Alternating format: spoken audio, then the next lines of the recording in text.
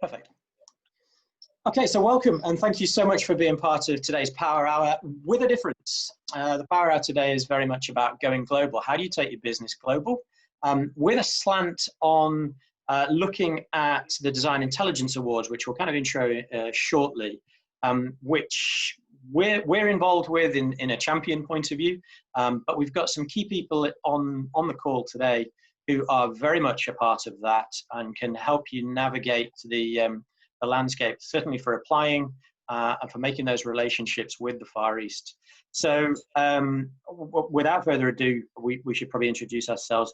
My name's Jeremy Ambrose. I'm co-director at Entrepreneurial Spark. To my left or to my right, depending on who you have on the screen, we have Faye. Faye, quick intro.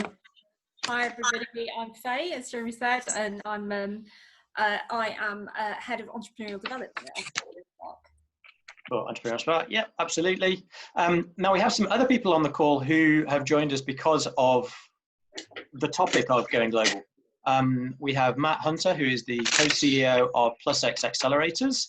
Matt, do you want to give us a quick intro, bar what I've just said? Yeah, absolutely. So I started my career in Silicon Valley, actually, so I was very lucky to be consulting globally for the first 15 years of my life before actually working with John Mathers, he'll meet in a moment, at the Design Council, and then begin to focus much more nationally on sort of UK-wide issues. So for me, I've always been part of that global view, even though my business now is actually focused currently on the UK. But our goal is to build a network of incubators and accelerators, basically innovation hubs around the UK. The basic thesis is, of course, is there's an awful lot of support in London. There's not nearly as much support everywhere else. We think it's absolutely everyone's right, as Entrepreneurial Spark does, to make sure that entrepreneurs can think as big as possible and grow their ambitious businesses wherever they are. So we just got an innovation hub just opened on Monday in Brighton. That's big enough for 600 people. So startups, scale-ups and corporate innovation teams. And I might say a little bit more in context about the Central Research Laboratory, which was our first sort of pilot scheme. And that was very much focused on hardware entrepreneurs. So designed for manufacture and getting global businesses started there. Super, thanks, Matt. And probably just to pick up on a point you said there, there's probably a few people on the call thinking, aren't these guys your competitors? And you'll probably think that when you get down the line and we introduce a couple more people. And that's the beauty of what we do as a group of people, is we support the entrepreneurial network collaboratively. There's no competition here.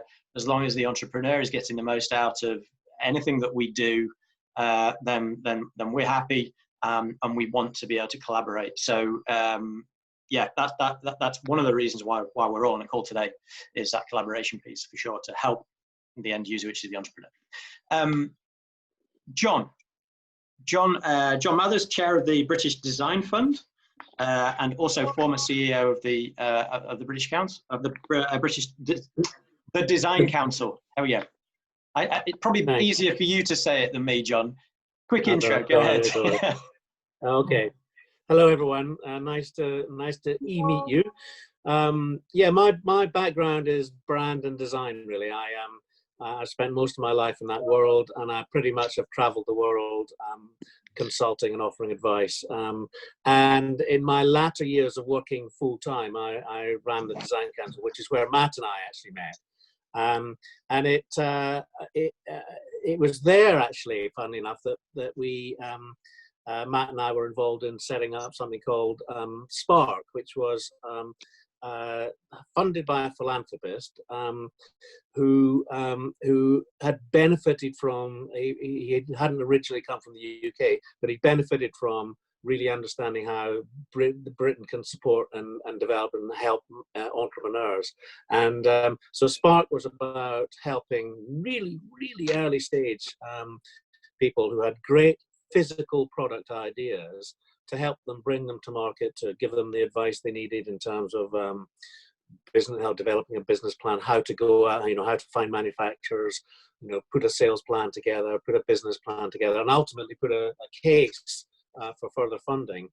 And it was what Matt and I found, actually, when we got to the end, we had some amazing presentations, but we really struggled to find follow-on funding for people who wanted to invest in something physical. There were as many people as funds as you could shake a stick at who were interested in technology, and we're not against technology, but there was nothing there about physical things. So that's why a colleague and I set up a thing called the British Design Fund, which is all about investing in well-designed British products. They may be manufactured elsewhere, and in fact often are, China being one of the main places where they do get manufactured, but they're British inventors, British entrepreneurs, British designers. So in the last few years when I've been doing some more varied things, I've been very involved in China. Literally the last 3 or 4 years, I've spent quite significant amounts of time in China. And so I'm hoping that I can bring some of the perspective of what I've learned in China about how people work there, how they think, how they operate, and maybe dispel some of the myths about China. And I know that things are difficult with China at the moment, but I think that's at a much more elevated level, the sort of level that we're talking about, where we're getting things done and getting things made, is at a very much more tangible level. Super. Thanks. So I'll also tell you about the Design Intelligence Awards in due course as we go through. Perfect. Thank you. And actually, there's some. He's just left his space at his laptop. There's actually somebody else on the call, Julian Grace. Here he comes. There he is. Who wasn't advertised on the on the billing, but is also very much involved with the Design Intelligence Awards. So, Julian, the UK co-chair of the Design Intelligence Awards. Julian, do you want to give yourself a quick intro as well? I know you're trying to hide away there, but I thought you'd bring you in. Yeah, I thought I'd come back when you cued me in, Jeremy. Yeah, just really quickly, I've done a lot of work building creative businesses and working on business growth programs like Growth Accelerators.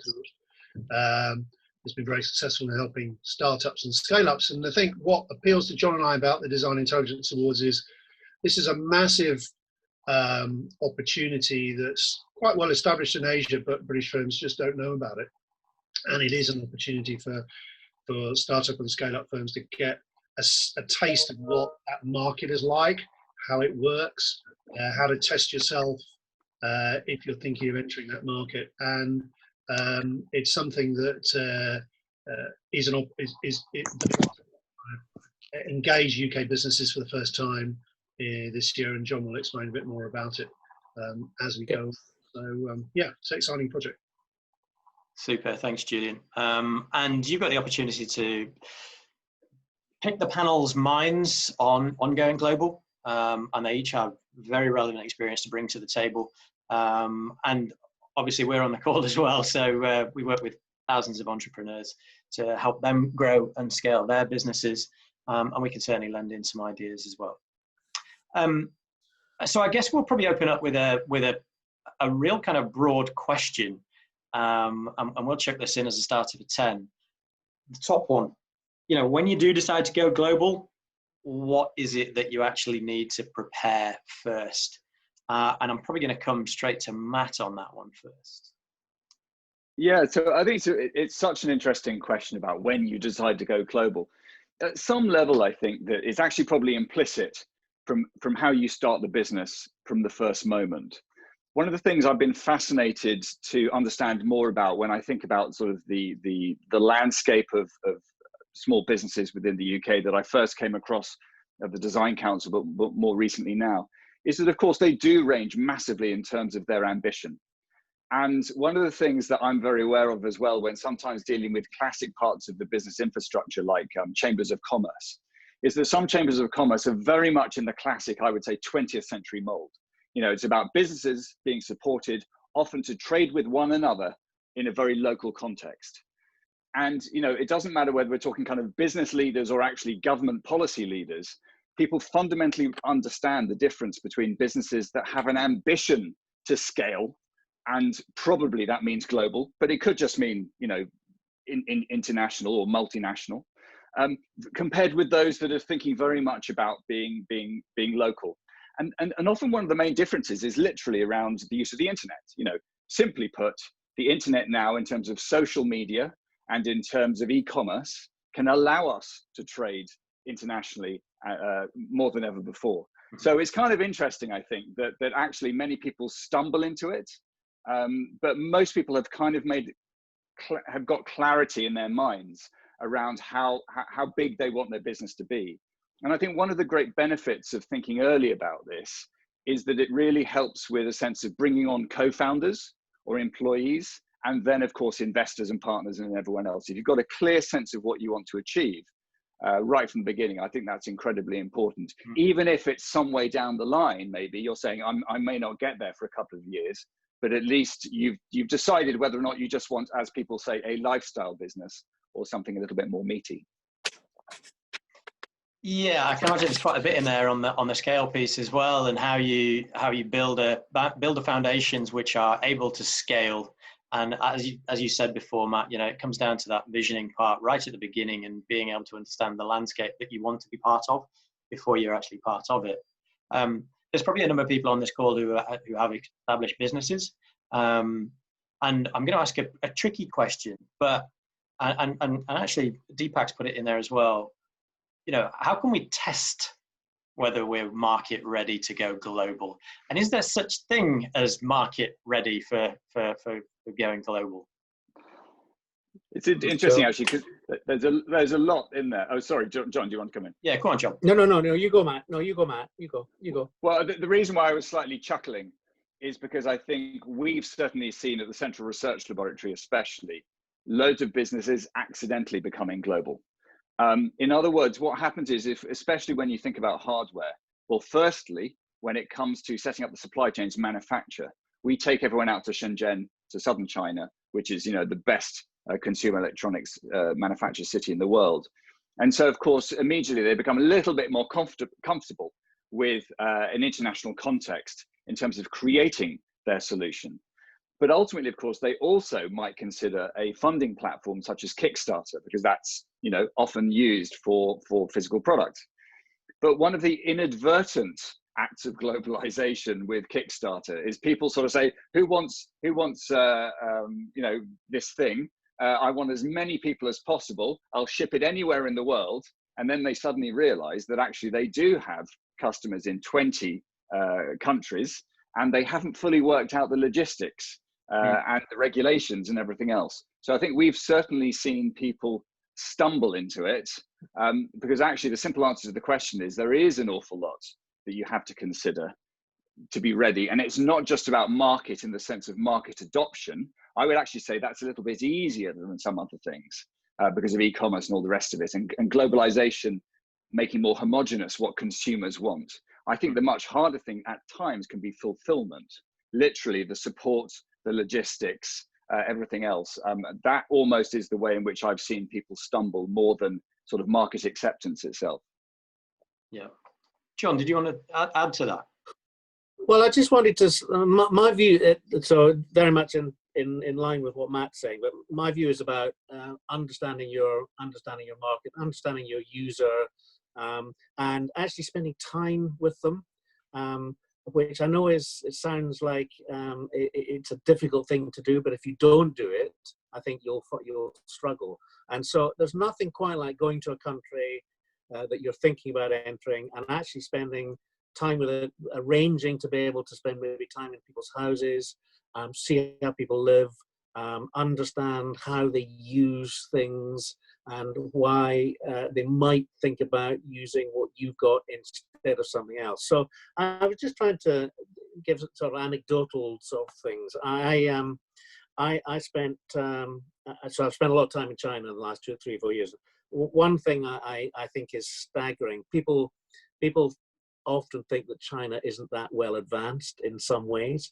And I was just thinking about the last time I was in Shanghai and standing in a street corner, it suddenly struck me that although there were cars and scooters and everything whizzing around, I couldn't hear any noise. And it was because most of them were electric.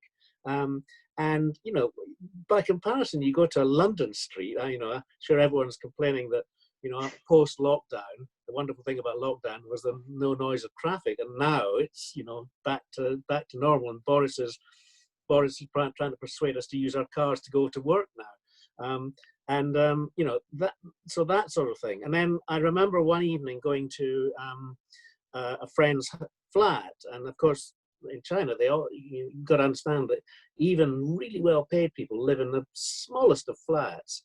And you know, you go to the flat and he's got this amazing handprint signature to unlock the front door, and then you go in and it's got the most amazing new technology in terms of music and everything else, and yet they spent most of the time making tea and showing us how to make tea in a very special way.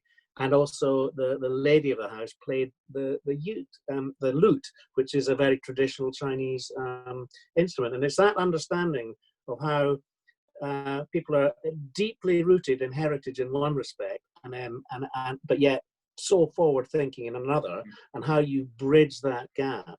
And certainly, so just in terms of the Design Intelligence Awards, the guys who won it last year, so very, very simply, last year was the first time that really British entries went in, and I nominated one of the entries I nominated was a thing called Hero Arm by Open Bionics.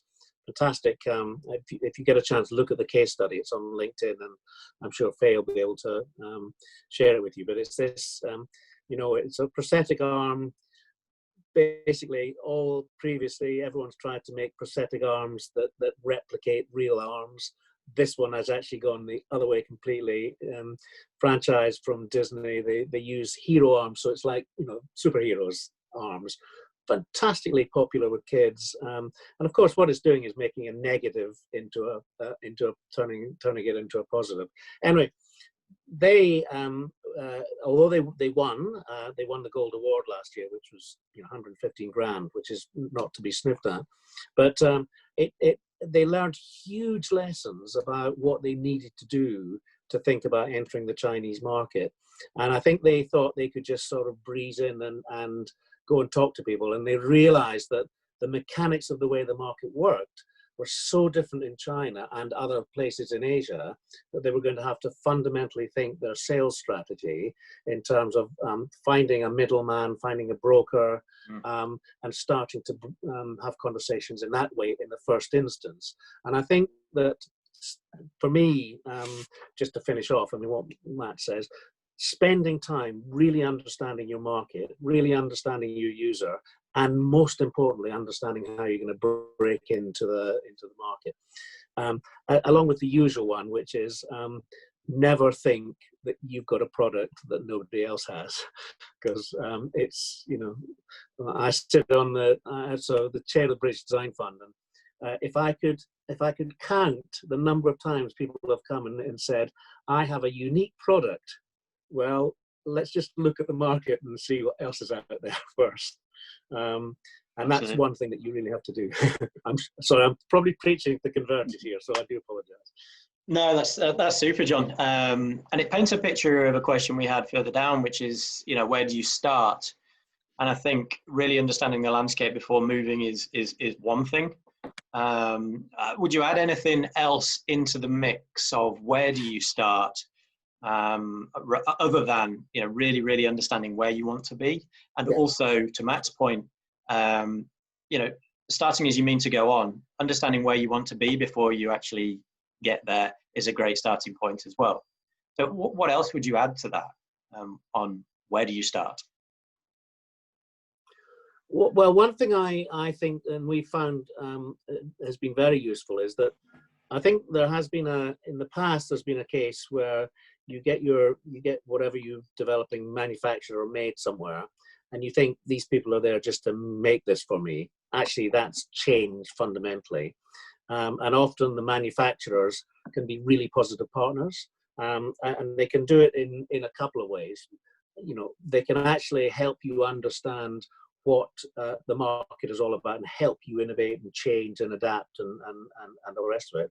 But they also can be fabulous conduits for opportunities. So So they normally have sales networks, and they normally have e-commerce sort of ideas. I know Matt has had more experience of this than I have. So there's speaking to the people that you're that you're having your products manufactured with is a really good way of actually tapping into where the opportunities lie. Yeah, Matt, you probably have something to add to that. Absolutely, to build on that. I mean, I think again, I'm sure we can all imagine, and we'll sort of talk about this a bit later. Maybe, you know, here's a country where I think it wouldn't be too hard for me to get into because it might be quite like, you know, the UK, or this one gets harder and harder. So the reason why we often talk about China, I suppose, is because in many ways, both obviously in terms of language, but also culturally, it can be seen as quite alien. So it's actually quite an interesting one to take as an example, because the question would therefore be, how on earth would you break into China, and why would you, right? So why would you? Because of course the scale, but it's really interesting to build on what John was saying, that what we've definitely seen is manufacturers initially just saying, I'll respond as a manufacturer to you, then saying, oh, well, I'll actually fund your innovation and kind of try and help you support your cash flow. Then I'll sort of deal with all the logistics and help advise on regulatory stuff. And then the most recent one, as John was implying, e-commerce. In other words, I will fund all of your upfront product development for a share of revenues when it comes to launching this to the marketplace. Because don't forget, of course, we may have you know, Amazon and eBay that we've borrowed from the US as platforms in Europe. But actually, there's Alibaba and many other sort of massive e-commerce platforms in China. So I think what's really interesting is both, to John's point, you need to kind of go and really understand, as ever, by sort of those design ethnography methods, really, what are the lives of your target customers like in different countries, to understand what's different compared with what is similar. But at the same time, in this data-fueled world, there is a lot of e-commerce information and a lot of people who run these platforms that could tell you at a much more macro scale what's going. And again, to John's point, where is there massive competition in the market, pre-existing solutions, and where is there not so much competition? So I do feel more and more we're beginning to see a huge amount of policy from China around foreign firms being invited to grow their business in China, not just to get things made in China. And therefore, we are seeing a lot of support programs and this sort of e-commerce partnership. Yeah, absolutely. I want to just pick up on that, what you're saying there, Matt, and how, you know, you have a relationship with somebody who's making a widget for you, whatever that might look like, textile, anything. That relationship then moves to the next level, and they are introducing you to other producers or the landscape in that area. And then the relationship then moves to one which is helping you to develop within that country. Yeah. You know, that suddenly, that makes me think, actually, you can't just step into a country. There's a certain level of relationship building that has to go on before that. And it's those people that are closest to your business that are going to help you do that. So actually the gateway to international territories and probably the best opportunities is probably on your doorstep already, and you probably know who those people are who can help you get there. I think that's an incredibly good point. And also when we think about it in terms of what the internet has done for us, it's managed to connect us much more with people in our domain or in our worldview and all the rest of it. So again, yes, exactly. Your existing networks are probably international already, or they could easily be internationalized. And then that's how you can find more people to help you. I mean, clearly this is an area in which the government also does provide support, Department of International Trade and others. You know, there are plenty of ways, especially in the kind of the Brexit context, where government policy is trying to do its best to support businesses, either in terms of funding, you know, pre-COVID-19, funding trips to places, but they'll have to find new ways, I suppose, to support this. But you're right, I think, in suggesting that, especially with, you know, when you're trying to do things in a very concerted manner, it does take quite a lot of time and it does take quite a lot of resource. And so therefore, making the most of both government support, but also partnerships, which is sort of a way of sharing resource and sharing goodwill and business results, probably a good way to go to de-risk it, rather than take all the risk on in your business alone. Mm-hmm. Absolutely.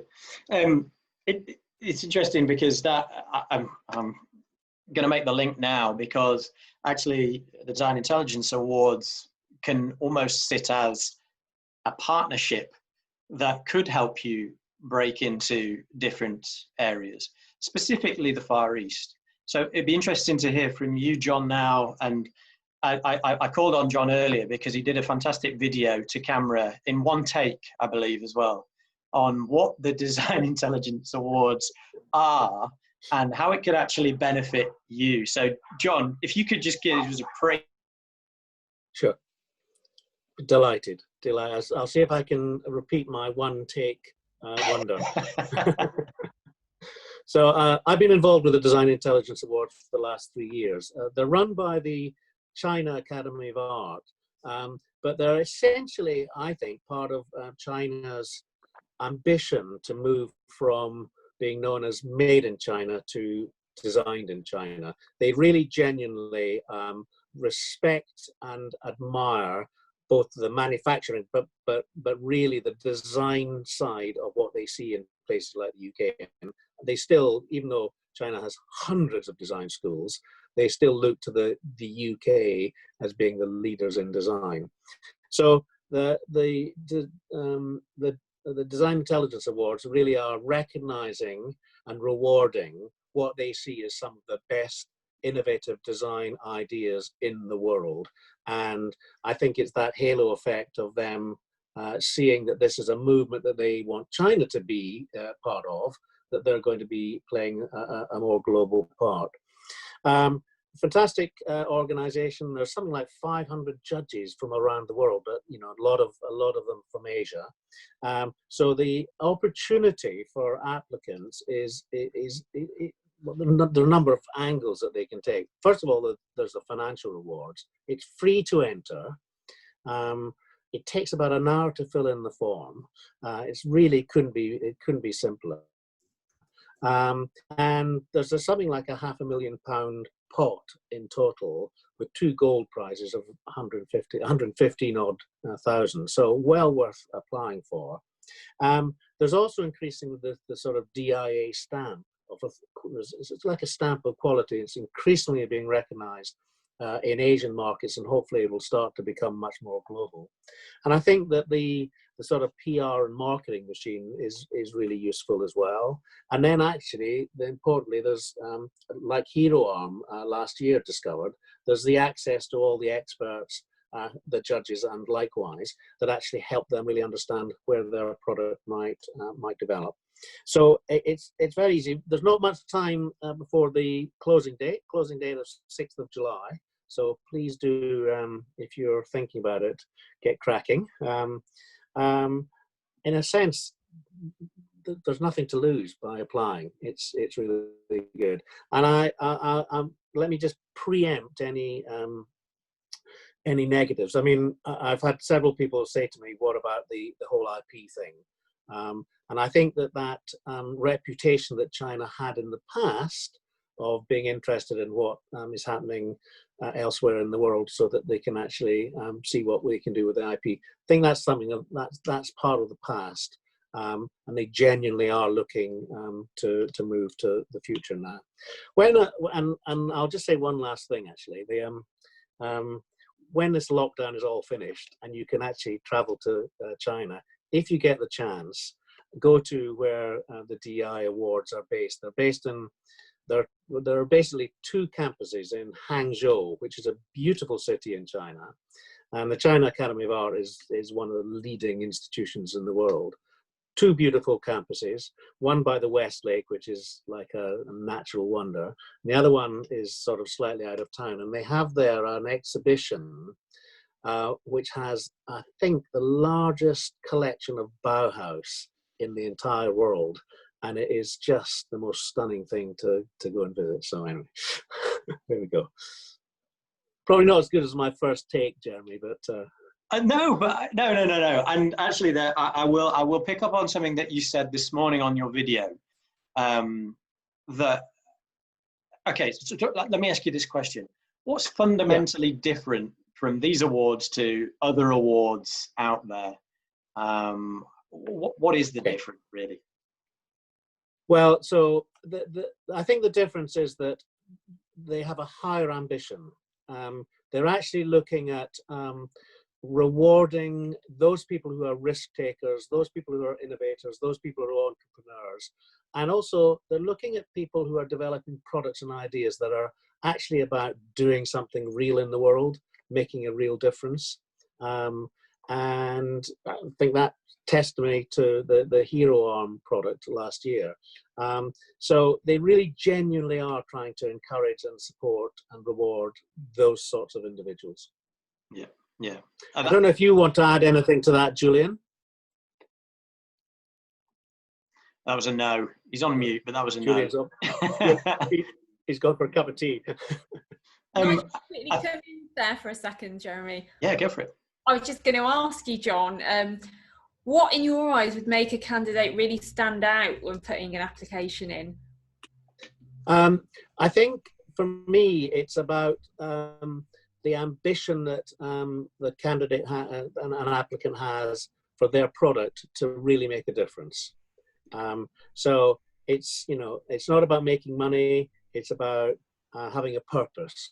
And I think I'm sure a lot of people have been reading a lot of stuff about the companies that are going to come out of this crisis and do well are the ones who have actually made, you know, turned their, you know, the distilleries who've turned their plants to making disinfectant, people who've turned their, you know, the fashion houses who have started making protective clothing.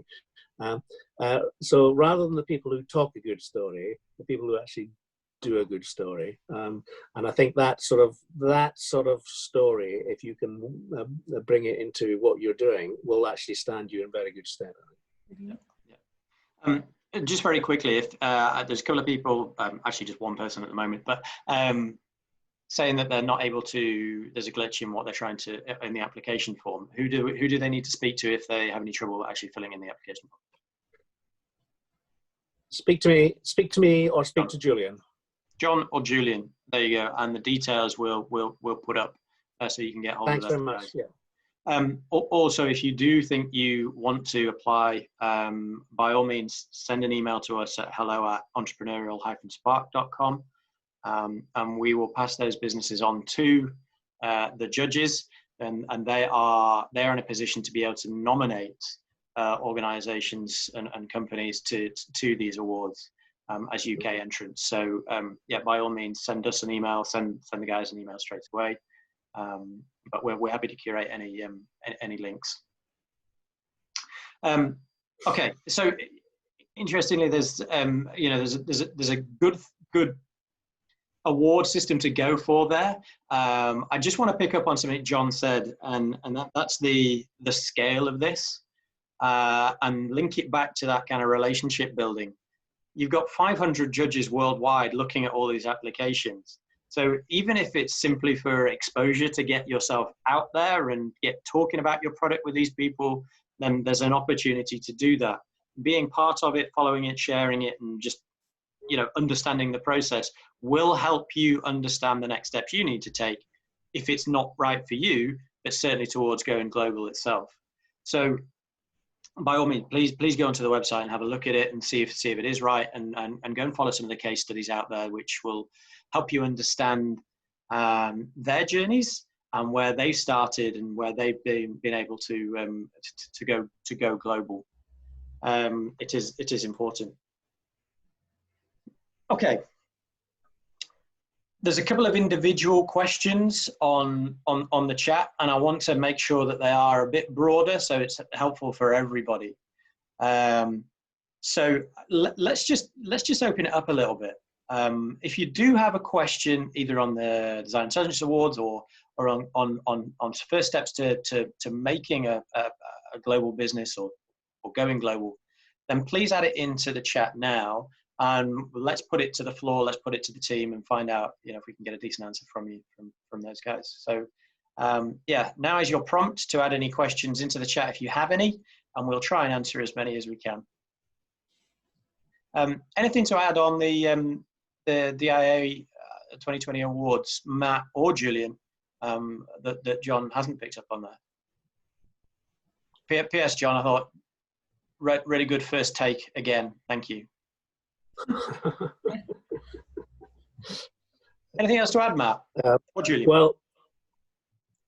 Well, I think, I mean, again, what can this awards do for you? I think absolutely sort of that exposure, international sort of conversation, understanding even what the judges pick and what they think is interesting. It's just about opening your eyes up, I suppose, to the way in which a different country looks at things and looking for signals about how it's different and how it's similar. So I think certainly, you know, as John was saying earlier, China will be ahead of us here in Europe in various regards, and maybe behind us in others. And so we may well find that that's exactly sort of the way in which the products that are celebrated that might be coming from Europe, hopefully are seen to be adding something slightly different. Whereas if we're talking, I don't know, an electric scooter, I would suggest that China is probably ahead in technology, if not just sheer scale of deployment, than anywhere else in the world. So I think whatever it does for you in terms of what you get out of it, whether you do win any prize or exposure, just understanding it as an act of selection, an act of promotion, helps you to see what's on other people's minds about what they think matters in the world. Mm-hmm. Yeah, really interesting. So I'll have to put my e-scooter business in York on the back burner anyway, because the government is still tied into European legislation, which means I can't go on my e-scooter in York. So I'll have to put that to the back burner anyway. Come down to London, Jeremy. They're all over the place. Oh, are they? Really? They're not allowed. Oh, anyway. Yeah. Don't get me started. Who's stopping them? Nobody's that's my go-to. That's my go-to business as soon as all this falls through. Okay, interesting question from Den, and he's talking specifically about Kickstarter here, but let's talk about crowdfunding as a whole. You know, is crowdfunding in any kind of sort, is it a good medium, or is it the best medium to test a product idea out? I think some people are, if that's okay, I'll start. Certainly from our central research laboratory cohorts over the past 5 years, we've probably had about, I don't know, 10 or so products on Kickstarter. I mean, Kickstarter is absolutely a good way to have some kind of market test, but it is quite particular. You know, I mean, it is an audience of innovators who are interested in particular things. And again, all you have to do is look at Kickstarter or Indiegogo or any of these other crowdfunding platforms to see what is popular. And you realize it's not a diverse cross-section of society that's the audience. So if you think your product could actually work for that audience, great. But I think one of the traps that people sometimes fall into with the crowdfunding is to believe that that will provide all of the funding for something. There's a slightly peculiar dynamic, I suppose, where when you're offering something new, people almost want a discount as the early bird special. And you're thinking, wait a sec, if I give you a discount and I've priced it really low, who's going to pay for my product development? So I think usually what we find is that people maybe have some, even if they have some success on a crowdfunding platform, they've then got to go get money from elsewhere. And then actually they are almost sort of struggling at some point for at least a couple of years to deliver. It completely controls all of their efforts. Now, in some cases, I think it's been really successful. A guy called Josh, I can't remember his second name, with a coffee maker called Barriser. He's just gone back for his second version that now does tea as well. And clearly he's using it as a way to act as sort of marketing promotion for his business. But I think basically it's one of those things where you don't want to stick all of your business eggs in that basket. It has its downsides as well as upsides. I think to build on that as well, there are so many ways you can test an idea. You look at, I mean, we love to use the example of Zappos, online shoe manufacturer, who literally, you know, his model, he wanted to test his basic assumption, and his assumption was that people would buy shoes online. So he created a wireframe and a very, very small portal, but actually went to the local shoe shop and said to them, can I sell your shoes online?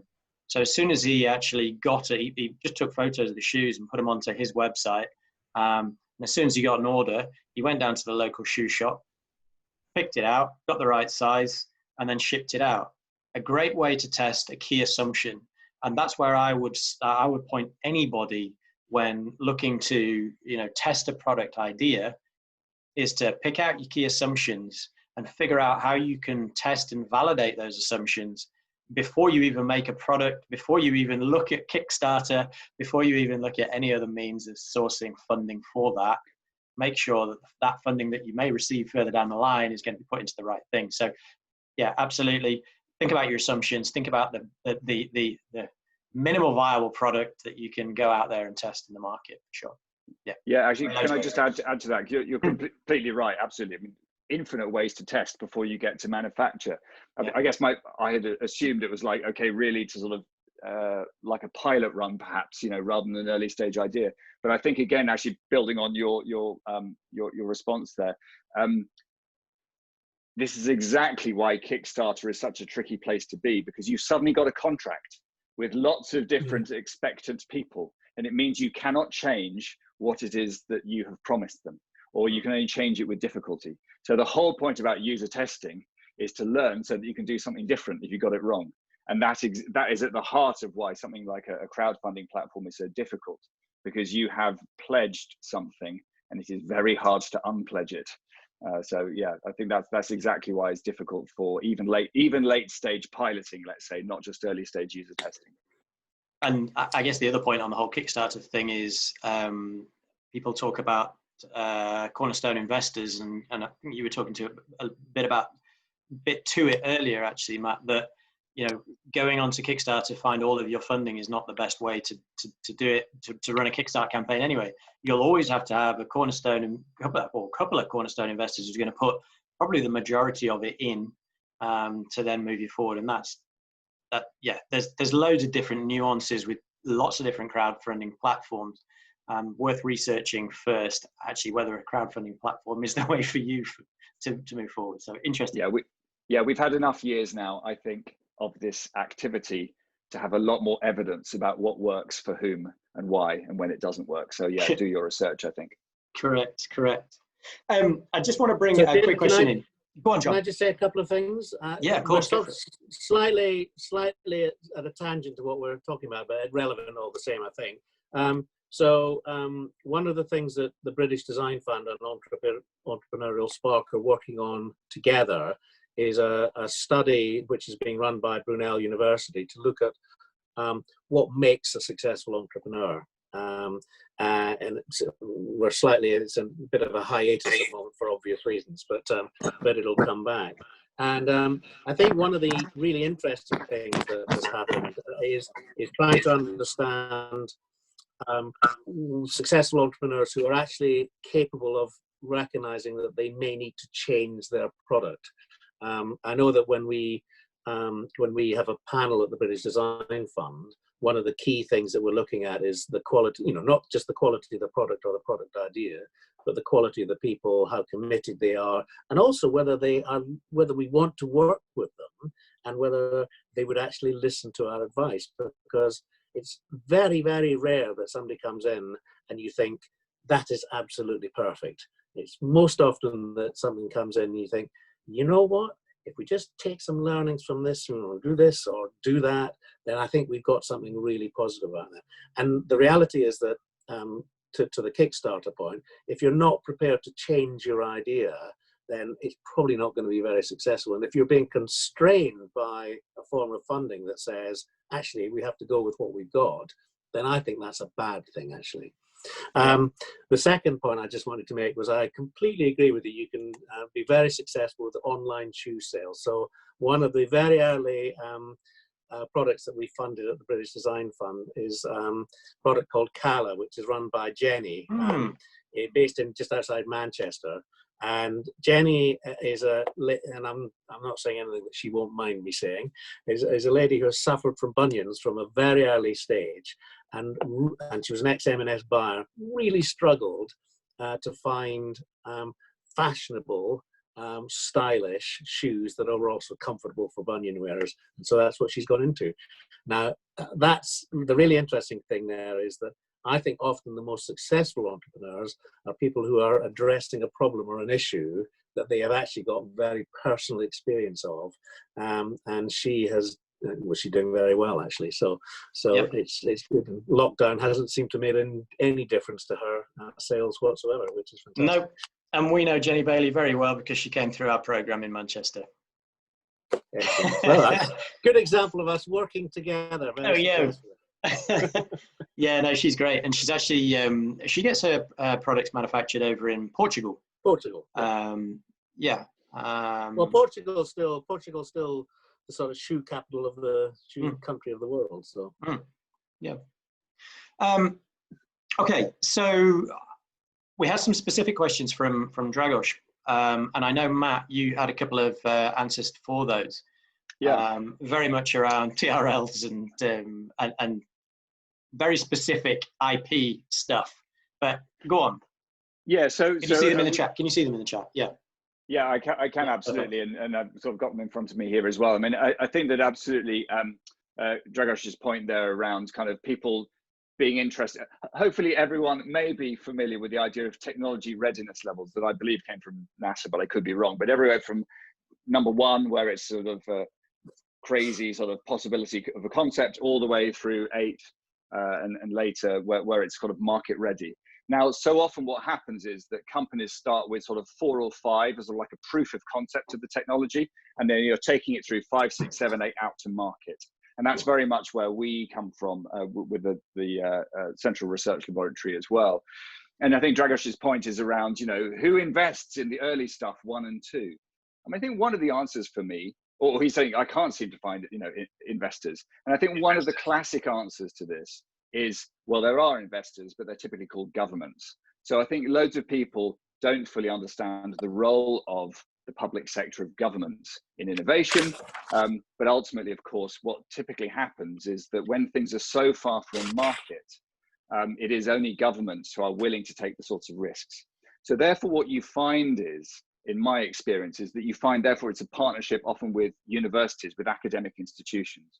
So in other words, if the role of government in this country, Research England, funds universities to do those sort of, to be the home of those sort of deep research things. There are other research institutions as well, but mostly they're universities. Then that's exactly kind of where that stuff happens. So it's pre-commercial. So when we talk about investors and classically talk about angel investors or venture capitalists, they're interested in much later stage stuff.